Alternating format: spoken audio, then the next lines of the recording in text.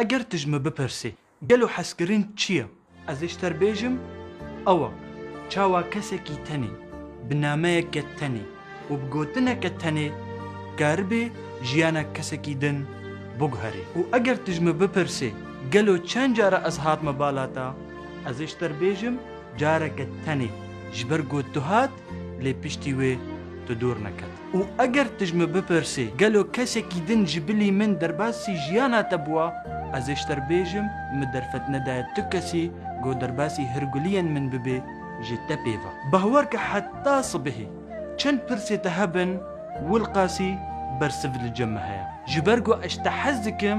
ne ji ber got tu xweşikî lê tevî got xweşikî û ji ber got ez te hez dikim ne ji ber got wefadارî û tevî got wefadارî lê ez te hez dikim ji ber got tu nîvê rihê minî û nîvê hişê minî û tebahiya dilê min.